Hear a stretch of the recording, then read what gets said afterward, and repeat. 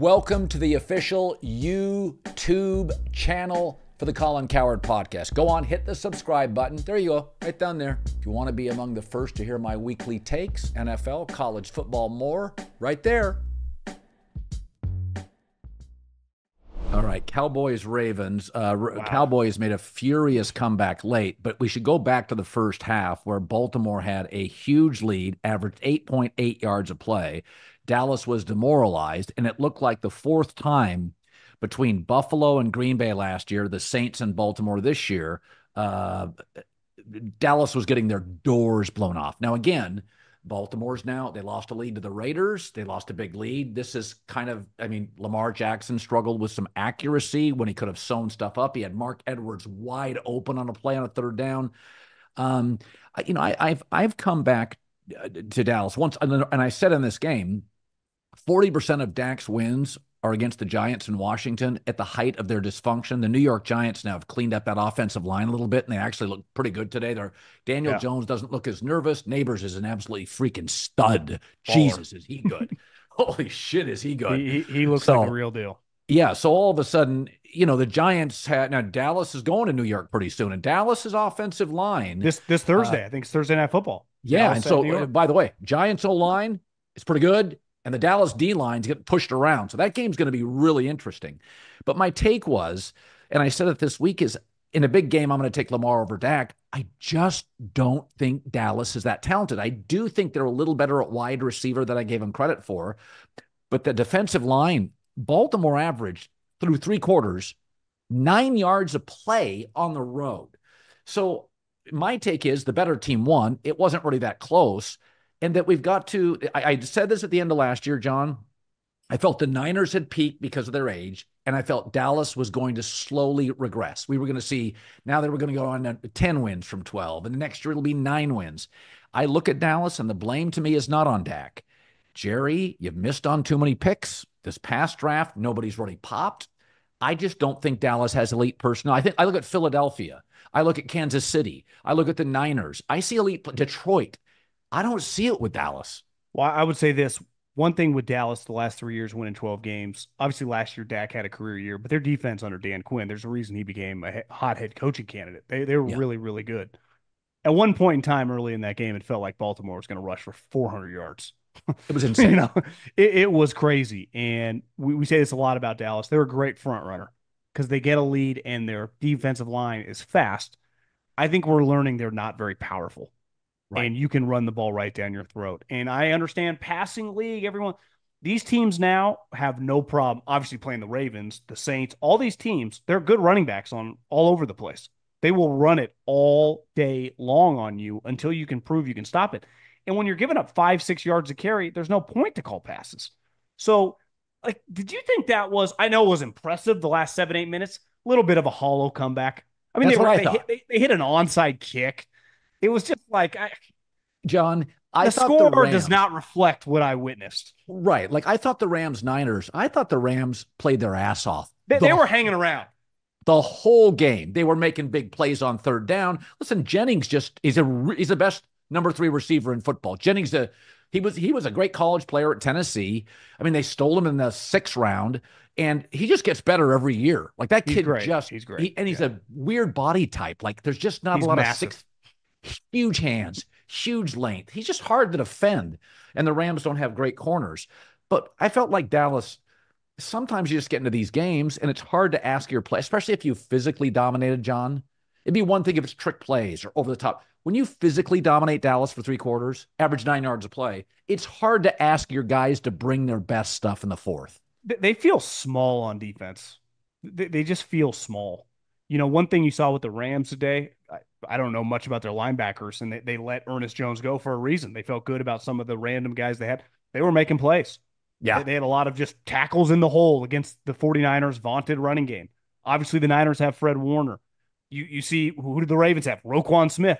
You watch Dallas, their linebacker plays bad, and their defensive tackles clearly aren't that great. And I wouldn't call Micah exactly Reggie White against the run. No. So it's like, when you attack them, where does Micah kill you? When they're up 20-10 in the third quarter and he can just tee off on 2nd and 3rd and long. Well, they get down They just get leaning on you, and it's happened 2 weeks in a row. It just feels like Dallas gets overwhelmed.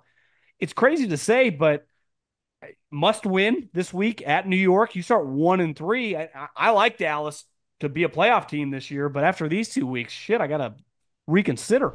Thursday Night Football is on. It's only on Prime Video. Best season yet, packed with big rivalries and even bigger stars. Al Michaels, Kirk Herbstreit, Kaylee Hartung every week. Games you can't miss. Coverage begins at 7 Eastern with football's best party. TNF tonight, Thursday Night Football tonight. If you're not a Prime member, no problem. Sign up.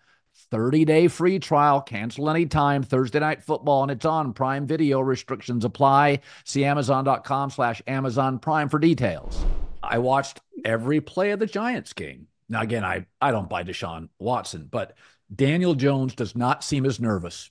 He's throwing with confidence. You look better today. Yeah. Neighbors is an absolute bona fide number one. There is no, forget developing. He's a number one in the league.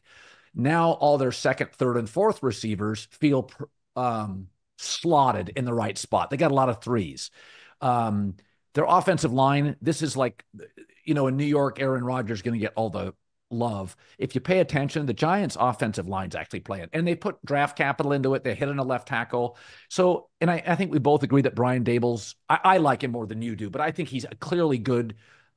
I think he's a good offensive coach. I don't mind him as a head coach. I mean, he proved a couple years ago. He's even this year, like it's not, to me, they got more personnel issue than Brian Daboll. He can be a little emotional, bit of a roller coaster, but it feels like he's calmed it down a little. Yeah, I think Thursday night's a real game. I would take Dallas to win it, but I think Thursday night's a real game. And I think the years of Dallas, for years, Big Ben just rolled over Cincinnati and Cleveland. Then Joe Burrow shows up, and then Cleveland gets Baker. Now, so, okay, now those are real teams. I mean, for 10 years, Big Ben just put down like 3 out of 4 or 4 out of 4 wins. And I feel like Dallas, for years, 40% of Dak's wins are Washington, New York. Well, Washington's got a good staff. Jaden is a little electric. He's got some stuff. The Giants aren't great, but they have a chance to win this home game. I feel like Dallas, like the Steelers, had this like 8-year window of total dysfunction in Washington, New York, and Philadelphia was a little up and down. The Giants and Washington now feel formidable, at least formidable. Yeah, to me, Dallas too. Like the Niners clearly had a Super Bowl window there where they just couldn't get over the hump a couple times against Kansas City, and now it's gonna be they got their backs against the wall. Dallas had just get the monkey off their back, get to the NFC Championship game. They had a home field advantage in 2 of the last 3 years and lost games. That's over. So it's like, and now I had been saying when you kind of look around, Belichick's got about 7 million jobs. You can find him everywhere. I mean, this guy could be doing anything in the world. He's just watching tape 24/7. I mean, I thought Jacksonville was a team to keep an eye on. They play Monday night. That thing could implode. That owner's got some money. The Cowboys come back to the forefront if all of a sudden they lose on Thursday and this thing starts to get away from Mike. And I got to change my tune because a couple weeks ago I was like, Mike and Dak have such a good working relationship. It's going so well. But now you start losing. He doesn't have a contract.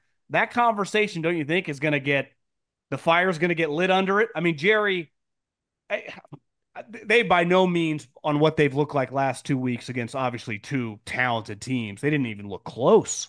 That's the scary part. So they're not a lock playoff team by any means, clearly. I might be wrong on that one. So I think in previous years, you could have blamed McCarthy. I don't think this is Mike. But does he, if they go 8-9, does he keep he doesn't have a contract. So it's like, and what are the Cowboys going to do? Like, they're not going to hire some Ben Johnson guy, are they? No. Jerry, because the thing is with Mike, say what you want, you're not going to upgrade with some coordinator more than likely over him. So it'd be Vrabel or Belichick. You'd almost have to get a proven name that you feel good about. There are really just a couple options for them. I would go with Vrabel, who I think is a great coach, and I also think he doesn't need to dominate personnel. I think one of the things that really hurts when you watch New England play on Thursday against Aaron Rodgers and you go, Jesus, Belichick handed Gerard Mayo a mess. They have no players offensively. Those standalone games with New England, it's a reminder that Bill controlled personnel for 7 years. Tennessee's got players. They just don't have a quarterback. Tennessee's got guys. Will Levis just isn't it.